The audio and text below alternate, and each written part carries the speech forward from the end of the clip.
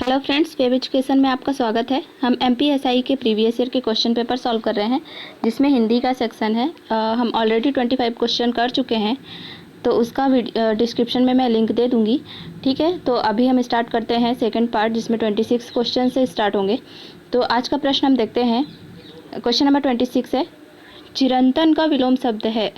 तो जो चिरंतन का विलोम शब्द होता है वो होता है नस्वर। तो इसका आंसर होगा ऑप्शन नंबर 4 नस्वर। ठीक है, नेक्स्ट देखते हैं क्वेश्चन नंबर 27। वाक्य का नाम बताओ। तो रमेश ने बताया कि वह घर जा रहा है। तो इसका जो आंसर होगा वह हो गया कौन सा वाक्य है, तो ये होगा मिश्रित वाक्य। ठीक है, ऑप्शन नंबर 2 इसका आंसर होगा मिश्रित वाक्य। क्वेश्चन देखते हैं 28। इस वाक्य को सरल वाक्य में बदलिए।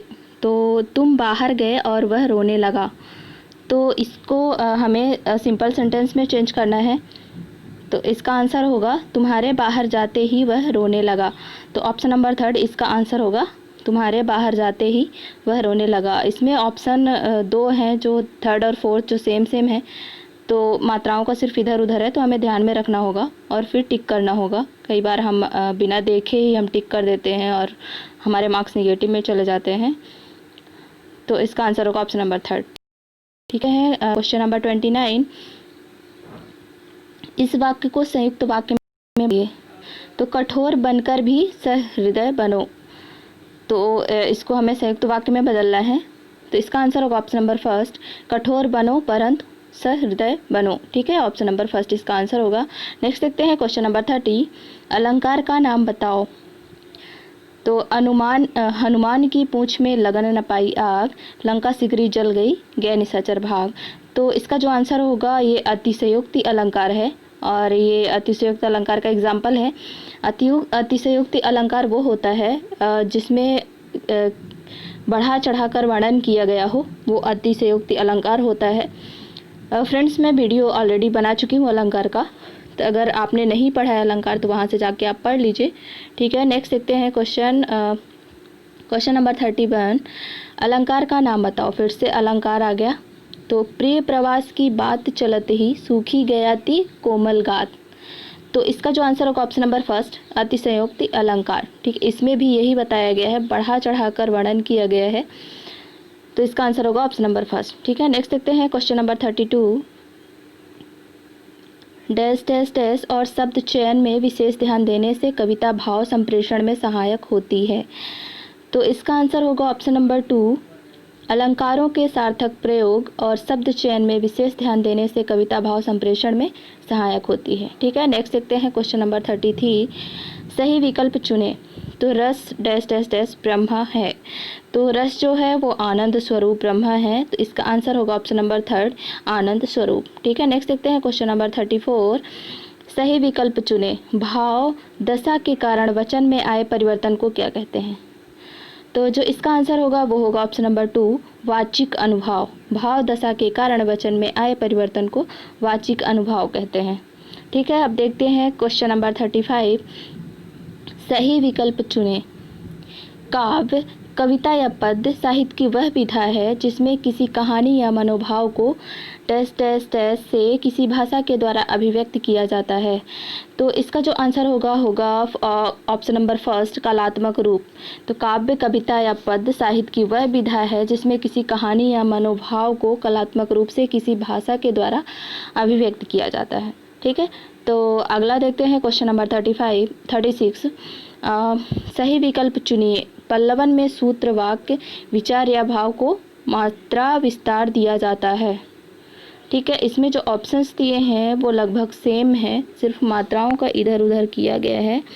तो इसका जो आंसर होगा ऑप्शन नंबर 1 मात्रा विस्तार दिया जाता है। ठीक है, तो ये पल्लवन की परिभाषा है। नेक्स्ट देखते हैं क्वेश्चन नंबर 37। पल्लवन सामान्यतः गद्य भाषा में ही किया जाता है। ठीक है, पल्लवन जो है वो गद्य भाषा में ही किया जाता है। तो इसका आंसर होगा ऑप्शन नंबर 3 गद्य भाषा। ठीक है, नेक्स्ट देखते हैं क्वेश्चन नंबर 38। सही विकल्प बताओ। संक्षिप्तीकरण करते समय क्या ध्यान में रखना चाहिए? तो संक्षिप्तीकरण करते समय अलंकृत शैली का प्रयोग नहीं करना चाहिए। ठीक है, तो इसका आंसर होगा ऑप्शन नंबर फर्स्ट, अलंकृत शैली का प्रयोग नहीं करना चाहिए। ठीक है, नेक्स्ट देखते हैं क्वेश्चन नंबर 39। ज्ञान की किसी विशेष विधा कार्य क्षेत्र में प्रयोग किए जाने वाले शब्दों को क्या कहते हैं? तो इसका जो आंसर होगा वो होगा ऑप्शन नंबर 2, पारिभाषिक शब्दावली। ज्ञान की किसी विशेष विधा कार्य क्षेत्र में प्रयोग किए जाने वाले शब्दों को पारिभाषिक शब्दावली कहते हैं। ठीक है, नेक्स्ट देखते हैं क्वेश्चन नंबर 40। सही विकल्प बताइए। तो चमत्कार की क्षमता रखने वाले एक ही श्लोक को क्या कहते हैं? तो इसका जो आंसर होगा ऑप्शन नंबर फर्स्ट, मुक्तक। ठीक है, तो चमत्कार की क्षमता रखने वाले एक ही श्लोक को मुक्तक कहते हैं।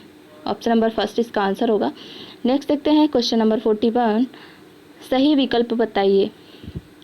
खंड काव्य में मुख्य चरित्र की किसी एक प्रमुख विशेषता का चित्रण होने के कारण अधिक डैश डैश डैश नहीं होता है। तो खंड काव्य में मुख्य चरित्र की किसी एक प्रमुख विशेषता का चित्रण होने के कारण अधिक विविधता और विस्तार नहीं होता है। तो इसका आंसर होगा ऑप्शन नंबर थर्ड, विविधता और विस्तार। ठीक है, नेक्स्ट देखते हैं क्वेश्चन नंबर 42। हाथी का पर्यायवाची बताओ। तो जो हाथी का पर्यायवाची होता है उसमें हम ऑप्शंस के आधार पर देखेंगे। तो जो ऑप्शंस में है वो है ऑप्शन नंबर थर्ड, मतंग। तो हाथी का पर्यायवाची मतंग। ठीक है, नेक्स्ट देखते हैं क्वेश्चन नंबर 43। इनमें से क्या कविता के पदों में सक्रियता और प्रभावशीलता लाता है? तो इसका आंसर होगा ऑप्शन नंबर थर्ड, काव्य गुण। ठीक है, नेक्स्ट देखते हैं क्वेश्चन नंबर 44। इनमें से कौन सा शब्द ओड़ा प्रत्यय से बना शब्द है? तो ओड़ा प्रत्यय से जो शब्द बना हुआ है इसका आंसर होगा हसोड़ा, यानी कि ऑप्शन नंबर 4, हसोड़ा। ठीक है, अगर हम इसको तोड़ते हैं, संधि विच्छेद करते हैं, तो जो निकल रहा होता है, टूट कर निकलते हैं शब्द, लास्ट वाला वो ओड़ा प्रत्यय से बना, मतलब उसमें ओड़ा प्रत्यय निकल रहा है। ठीक है, प्रत्यय वो होता है अगर किसी शब्द को तोड़ते हैं, संधि विच्छेद करते हैं, तो उसमें जो लास्ट का शब्द होता है वो ओड़ा होता है, टूटने के बाद जो निकलता है वो प्रत्यय कहलाता है।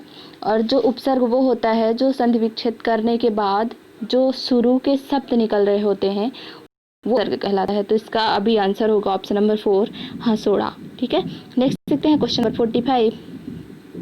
इनमें से कौन सा शब्द गार प्रत्यय से बना शब्द है? तो जो इसमें आंसर है, आसानी से आप निगलेक्ट करके आंसर लगा सकते हैं। इसका आंसर होगा ऑप्शन नंबर 2, मददगार। ठीक है, तो ऑप्शन नंबर 2 इसका आंसर होगा। नेक्स्ट देखते हैं क्वेश्चन नंबर 46। ठोस का विलोम शब्द है। तो ठोस का विलोम होता है तरल। ठीक, तो इसका आंसर होगा ऑप्शन नंबर 2, तरल। ठीक, नेक्स्ट देखते हैं क्वेश्चन नंबर 47। बोली किसकी इकाई है? तो जो बोली है वो भाषा की छोटी इकाई है। तो इसका आंसर होगा ऑप्शन नंबर फर्स्ट, भाषा की छोटी इकाई। नेक्स्ट देखते हैं क्वेश्चन नंबर 48। वाक्य भेद के आधार पर वाक्य का नाम बताओ। मैंने उसे बहुत समझाया परंतु वह नहीं समझी। तो ये वाक्य है वो कौन सा वाक्य है? तो इसका आंसर होगा ऑप्शन नंबर थर्ड, संयुक्त वाक्य। जिस वाक्य में दो सेंटेंस के बीच में लेकिन, किंतु, परंतु ये शब्द वाक्य आए तो वो संयुक्त वाक्य का एग्जाम्पल होता है। ठीक है, संयुक्त वाक्य होता है मीन्स। नेक्स्ट देखते हैं क्वेश्चन नंबर 49। नीचे दिए गए वाक्य के लिए सटीक मुहावरा बताइए। बहुत अधिक परिश्रम करने वाला। तो बहुत अधिक परिश्रम करने वाला जो होता है उसे हम कोल्हू का बैल कहते हैं। तो इसका आंसर होगा ऑप्शन नंबर फर्स्ट, कोल्हू का बैल। ठीक है, अब हम क्वेश्चन नंबर 50 देखते हैं। नीचे दिए गए वाक्य के लिए सही मुहावरा बताइए। राम उससे जब पुस्तक मांगने लगा तो वह खाली स्थान करने लगा। तो जो इसका आंसर होगा वो होगा ऑप्शन नंबर थर्ड, आना कानी। ठीक है, इसमें जो ऑप्शंस दिए हुए हैं वो लगभग सेम ही हैं, बस मात्राओं का इधर उधर है। तो ध्यान से आप पढ़ के आंसर लगाइएगा। राम उससे जब पुस्तक मांगने लगा तो वह आनाकानी करने लगा। तो इसका आंसर होगा ऑप्शन नंबर थर्ड, आनाकानी। ठीक है फ्रेंड्स, इसमें हम 50 क्वेश्चन हमारा कंप्लीट हो चुका है। 25 क्वेश्चन मैं ऑलरेडी करवा चुकी थी, 25 क्वेश्चन अभी करवा रही हूँ। अगर आपको वीडियो पसंद आया है तो वीडियो को लाइक कीजिए, चैनल को सब्सक्राइब कीजिए अगर आप नए हैं, और वीडियो देखने के लिए धन्यवाद।